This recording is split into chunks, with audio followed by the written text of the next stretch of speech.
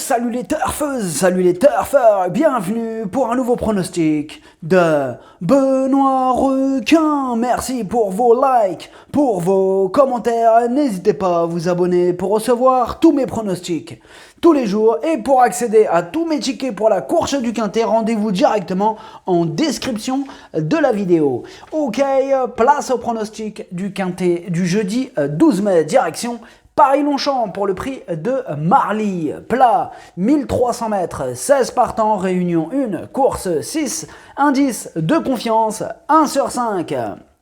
Petit retour sur le Quintet du mercredi 11 mai. Dans mon pronostic, je vous ai donné le couplet gagnant et le tiercé en 5 chevaux. Ça fait plaisir. Pour les VIP, ce mercredi, on a un ticket tiercé dans tous les ordres qui est passé, qui nous donne donc, maintenant vous commencez à connaître le tiercé dans tous les ordres, 5 fois le désordre et 1 fois l'ordre. Il a quand même fait 191 € l'ordre. Ça fait plaisir. On a aussi un ticket multi en 5 multiplicateur. Alors, comme indiqué, c'est multiplicateur. Ça se multiplie, il fait plaisir ce ticket.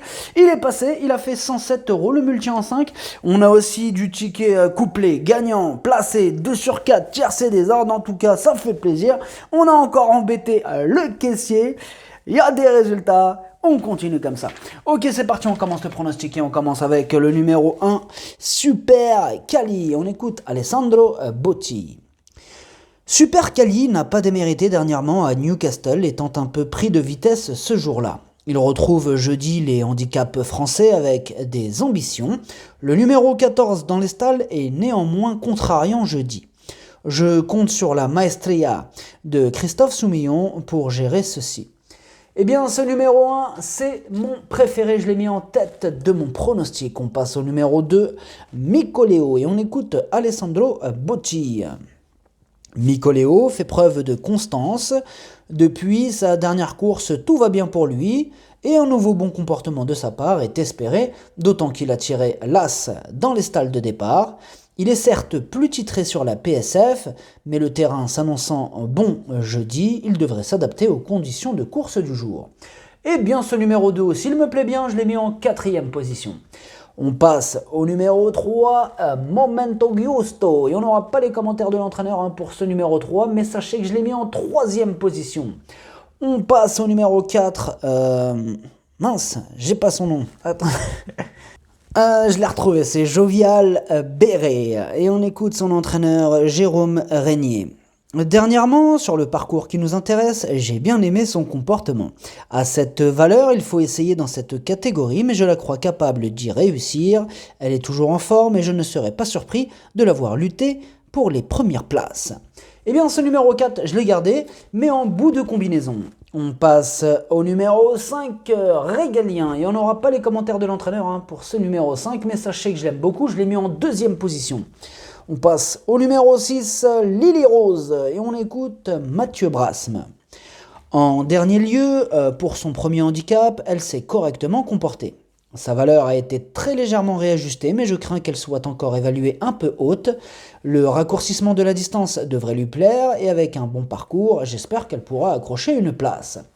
Eh bien, ce numéro 6, je ne l'ai pas retenu dans mon pronostic, par contre il est en tête de ma petite liste des possibles casseurs de tickets repérés, donc attention, on lui accorde une note de méfiance, il intéressera les amateurs de champ réduit, de coups de folie, mais en tout cas, on va s'en méfier. On passe au numéro 7, Il Sogno. Et on écoute Alessandro Botti. Alessandro Botti, d'ailleurs, il a acheté le Quintet. Il en présente, il en présente. Allez, hop, excusez-moi, petit réglage. Bon, excusez-moi. Voilà, on en était où? Il Sogno. Alessandro Botti. Il Sogno a eu un comportement très encourageant pour ses débuts dans les handicaps dernièrement. Sur sa lancée, j'espère une confirmation de la part de ce poulain très à l'aise en bon terrain, d'autant qu'il est resté en belles conditions au travail. Eh bien, ce numéro 7, je l'ai gardé. Il devrait peut-être avoir une petite cote en plus sympathique. En tout cas, je l'ai mis en bout de combinaison, mais je l'ai gardé. On passe au numéro 8, Dubai Memories. Et on écoute personne, on n'a pas les commentaires de l'entraîneur pour ce numéro 8.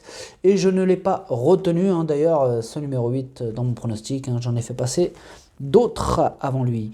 On passe au numéro 9, Cours du Roi. Et on écoute Madame Pierre Brandt. Il est arrivé il y a peu dans mon effectif et il se comporte bien le matin. Il reste sur un plaisant succès au regard de sa valeur. J'essaye dans un handicap. Il possède pas mal de vitesse, mais je le crois capable de bien faire sur ce parcours. Cette course me guidera pour la suite, mais je m'attends à une bonne prestation. Alors, ce numéro 9. C'est mon cheval de complément en cas de non partant, donc je ne l'ai pas retenu, il est juste à côté de mon pronostic. Mais attention, on va s'en méfier, on va le surveiller comme le lait sur le feu, hein. C'est mon cheval de complément en cas de non partant. On passe au numéro 10, Kama, et on écoute Alessandro Botti. Encore lui. Kama ne doit pas être condamnée sur sa plus récente sortie. Ce jour-là, elle ne s'est pas adaptée au tracé vallonné de Fontainebleau. Ayant précédemment fait preuve d'une certaine régularité, elle ne doit pas être condamnée hâtivement. Il m'est a priori difficile de classer mes 4 pensionnaires au départ de ce quintet. Super Cali représente néanmoins la classe à mes yeux. Eh bien, ce numéro 10, c'est mon deuxième cheval de complément en cas de non partant. On passe au numéro 11, Everio, et on écoute Mademoiselle Flavie Bresson. En dernier lieu, il s'est montré très courageux car il n'a pas bénéficié du meilleur des parcours. J'espère que cette fois, il pourra se retrouver caché et si tel est le cas, il sait finir ses courses. Je n'ai pas de recul quant à sa valeur et son résultat m'en dira plus. Avant le coup, j'espère le voir finir à l'arrivée. Eh bien, ce numéro 11, je ne l'ai pas retenu dans mon pronostic. Bon, il est en plein milieu de ma petite liste des possibles casseurs de tickets repérés, donc à lui aussi, on va lui accorder une petite méfiance. Petite note, de méfiance, il manquait un mot dans la phrase, pardon. On passe au numéro 12. Le numéro 12, c'est Dieppe et on n'aura pas les commentaires de l'entraîneur pour ce numéro 12. Et d'ailleurs, ce numéro 12, je ne l'ai pas retenu dans mon pronostic.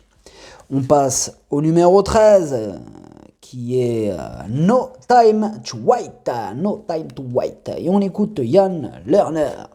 Dernièrement, il s'est essayé au niveau handicap et je trouve qu'il s'est bien défendu. Maintenant, il lui faut bénéficier d'un bon déroulement de course, car il peut manquer de maniabilité, mais avec une course régulière, il devrait pouvoir fournir sa pleine mesure et participer activement à l'arrivée. Eh bien, ce numéro 13, je l'ai gardé, sachez que c'est lui le 8e de mon pronostic. On passe au numéro 14, Fleur de Belize, et on écoute Gavi Hernon. Cette pouliche véloce a rapidement dévoilé du potentiel l'an passé. Ayant fourni une bonne course de rentrée dans un handicap similaire, elle n'a pas non plus démérité dernièrement. Elle aurait préféré une piste plus souple, j'espère que les 100 mètres de plus compenseront ceci.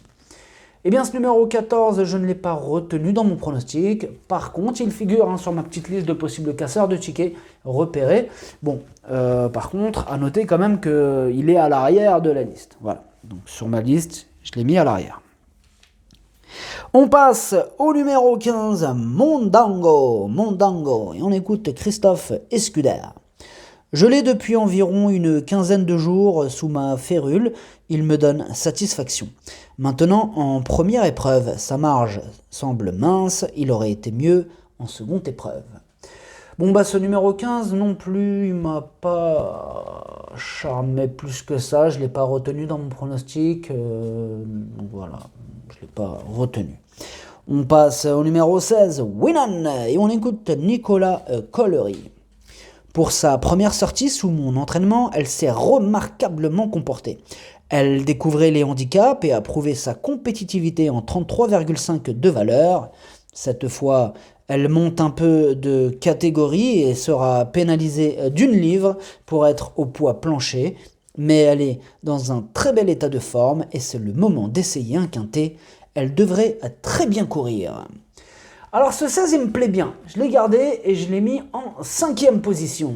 Le pronostic, ça donne As, 5, 3, 2, 16, 7, 4. Merci d'avoir suivi cette vidéo, n'hésitez pas à vous abonner pour recevoir tous mes pronostics tous les jours et pour accéder à tous mes tickets pour la course du quintet, rendez-vous directement en description de la vidéo. À jouer avec modération, bonne chance, chopez-le moi, ciao.